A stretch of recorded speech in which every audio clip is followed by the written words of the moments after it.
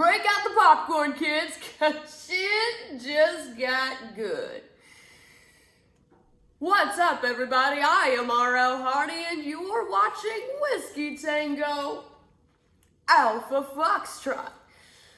Whoo-hoo, boy, it has been a fortnight, hasn't it? So I took a little bit of a hiatus.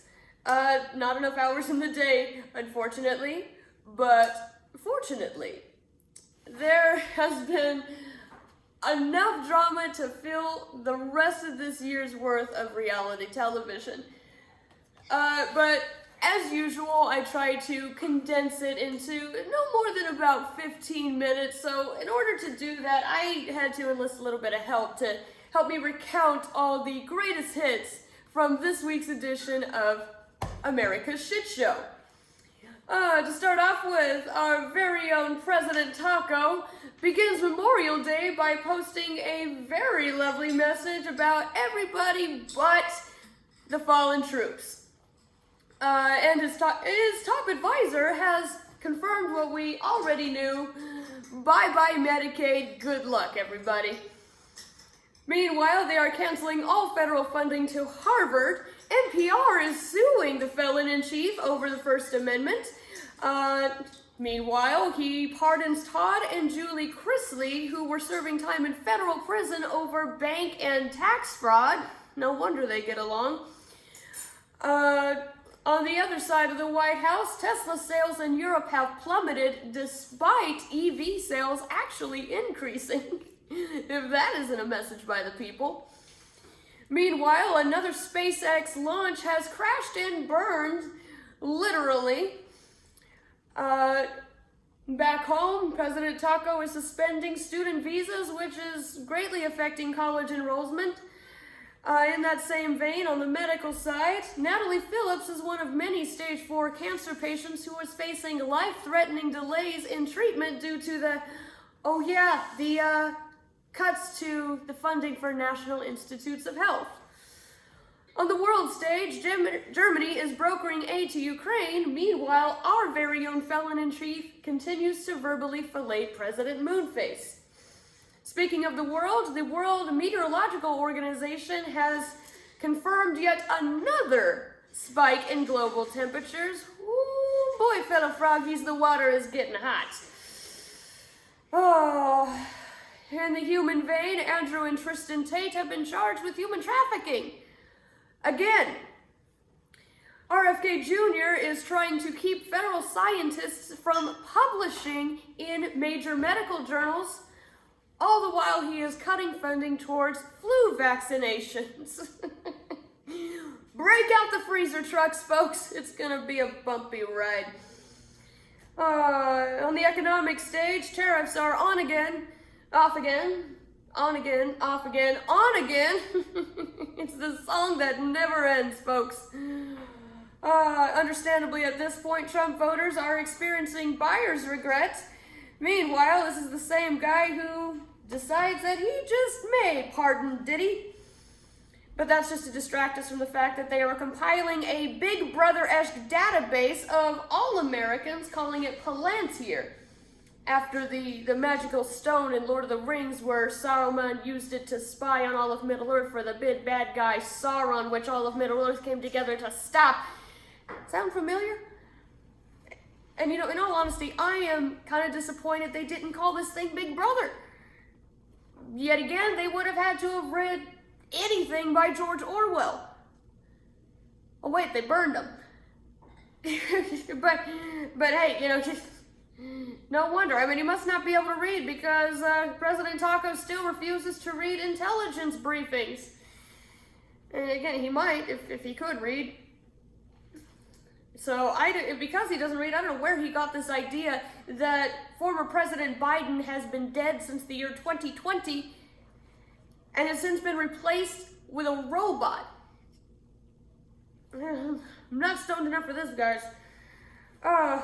Meanwhile, on this day, the 81st anniversary of America joining the fight in World War II, wherein we all stormed Normandy on what was famously known as D-Day to stop the Nazis, end World War II.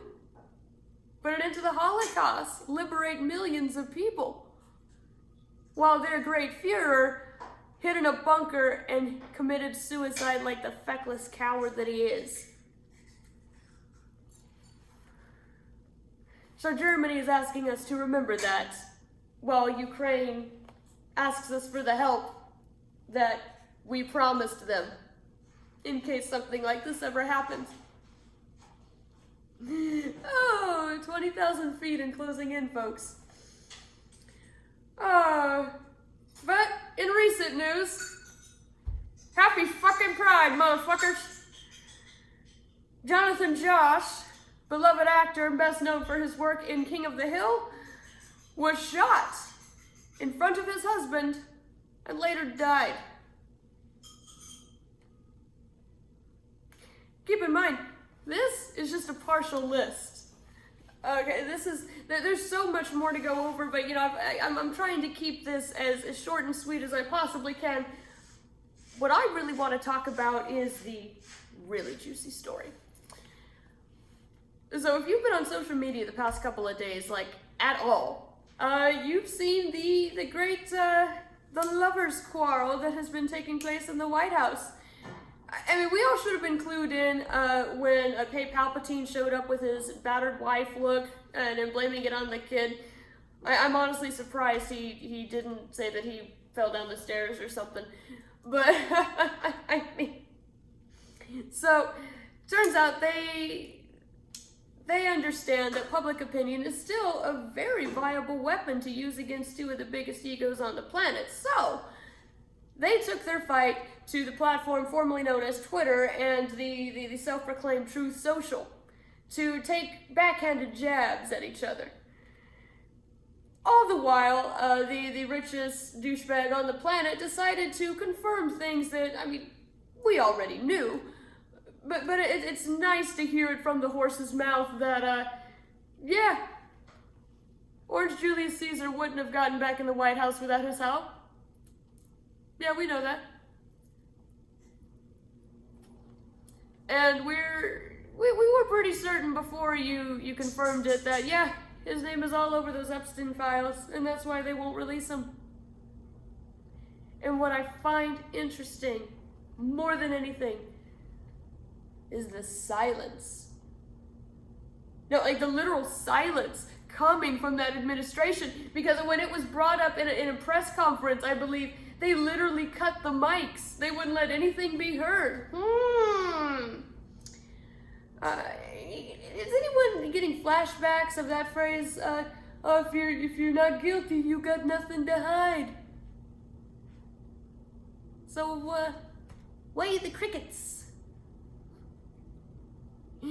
But I think what I love more than anything is the infighting. Because it's happening exactly how we predicted. I mean, granted, it happened a little bit quicker than most of us predicted. I figured it was going to be around this time. To me, it took a month longer than I thought it would, but we were all generally in the ballpark. But I think that the icing on the cake for me is Ye over there in the corner screaming, "No, bros, don't do this. We love you both."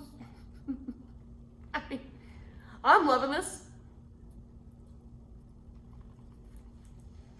And the talking heads, puppeteered by corporate media, think, oh, these guys need to pull it together for the good of America. Like, no, I think this is for the good of America. In fact, for the first time since January 20th, I honestly believe that these guys are finally doing what's best for the country.